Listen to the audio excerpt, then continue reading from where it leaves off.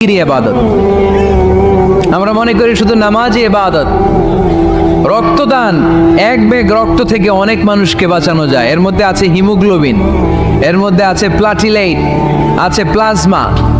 রক্তে একটা উপাদান আছে প্লাজমা, নাম শুনছেন?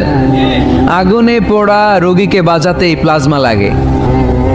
হসপিটালের বার্ন ইউনিটে যেয়ে দেখবেন মানুষ কিভাবে চিল্লায়। নুসরাত নামে একটা মেয়ে মারা গেল না, এক বদমাইশের কবলে পড়ে মারা গেল না?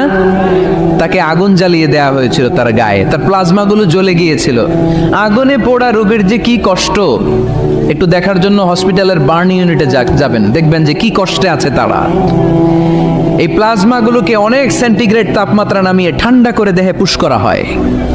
আপনার এক ব্যাগ রক্ত থেকে প্লাজমা আলাদা করা হবে, প্লেটলেটস আলাদা করা হবে, হিমোগ্লোবিন আলাদা করা হবে, শ্বেতকণিকা, লোহিত কণিকা আলাদা করে অনেকগুলো মানুষ বেঁচে যাবে।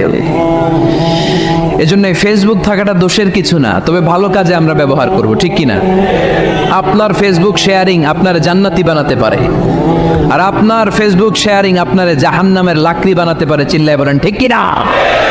So the decision is yours. সিদ্ধান্ত আপনাকে নিতে হবে, আপনি কিভাবে করবেন। যে কোনো বিপদে ওয়াইলা রাব্বিকা ফারগাব, কোনো দিকে মনোনিবেশ না করে কার দিকে মনোনিবেশ করব? যে কোনো বিপদ আপদ ফেসবুকে শেয়ার করার আগে শেয়ার করব কার কাছে? আমাদের যার যা লাগে আল্লাহ সবও যদি দিয়ে দেয়, আল্লাহর ধনভাণ্ডারের 1 ইঞ্চিও কমবে?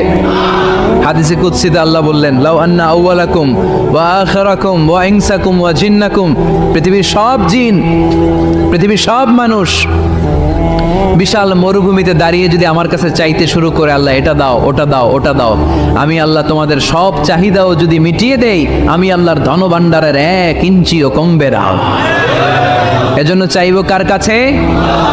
বিপদে আপদে ভরসা করব কার কাছে? আর অবসরগুলোকে কাজে লাগানোর দরকার আছে না নাই? স্বাবলম্বী হওয়ার চেষ্টা করার দরকার আছে না নাই?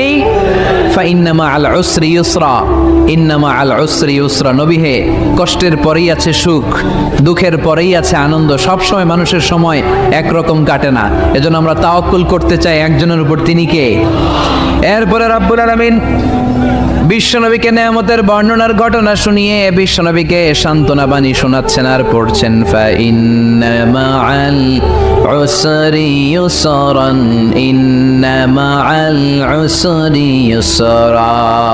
নবী গো, নিশ্চয়ই কষ্টের পরে আছে আনন্দ, দুঃখের পরেই আছে সুখ। সুবহানাল্লাহ।